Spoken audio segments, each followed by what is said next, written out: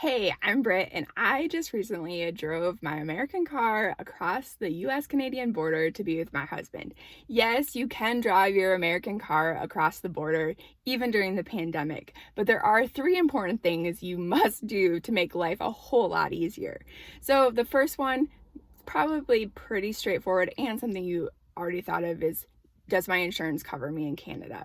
So I have found that most US insurance companies do cover you driving your car and yourself as a driver in Canada, but of course, double check your own policy.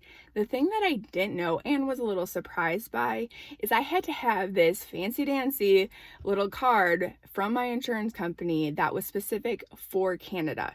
And by fancy, I mean the opposite of fancy. Literally, I emailed my agent and was like, hey, I might be driving in Canada.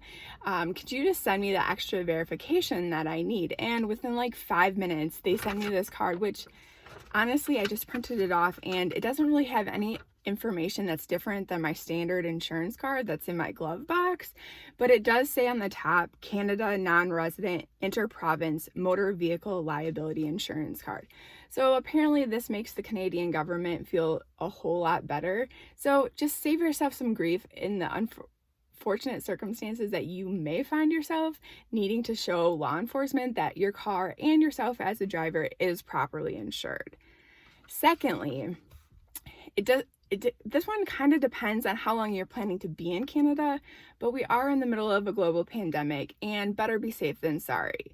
It's also a whole lot easier to take care of ahead of time and not need it than wish you would have had it. So one of the things that I learned in checking all of the information about driving in Canada is with your American driver's license, you can drive in Canada, like no questions asked, no special forms or anything for up to 3 months. However, if you're in the country and driving for longer than 3 months, you need to get an international driver's permit.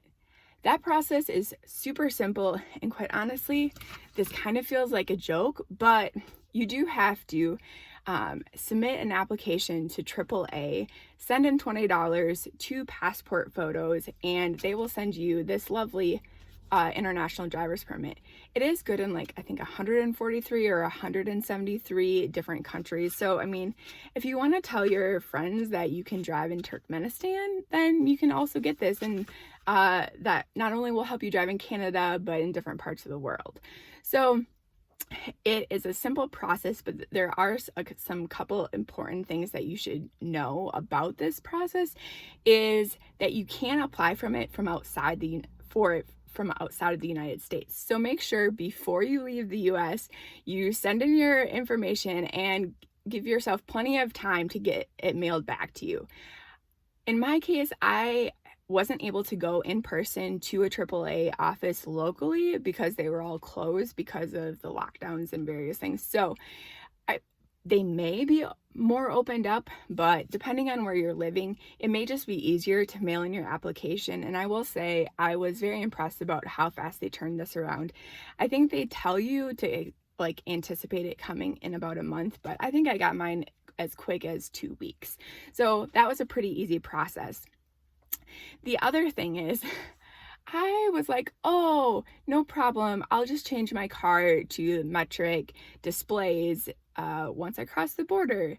Unfortunately, once I was out of quarantine and actually could drive my car, I was trying to look in my manual and on the controls of my car and realized my particular car actually has to be taken into like the dealership or mechanic. They have to plug it into the computer to change it to the metric system.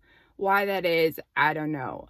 Hopefully your car isn't the same, but make sure you check your car's system and requirements before crossing the border.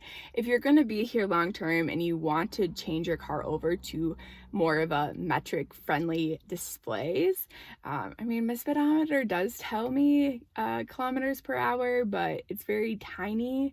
And somebody did give me the tip of, just remember 100 kilometers per hour is the same as 60 miles per hour, but who really wants to pay attention to that? So you can maybe save yourself a little bit of headache and just take your car in, have somebody change your system over to metric if you plan to be driving your car long term. So those are the 3 important tips before driving to Canada from the United States at this point. 1, definitely check your insurance. 2, you probably just want to save yourself some headache and get an international driver's permit. I mean, worst case, you have fun bragging rights of random countries you can drive in and you can tell your friends about them. And thirdly, if you want to make your life a little bit easier when driving and change your car to the metric system, check your car requirements before crossing the border.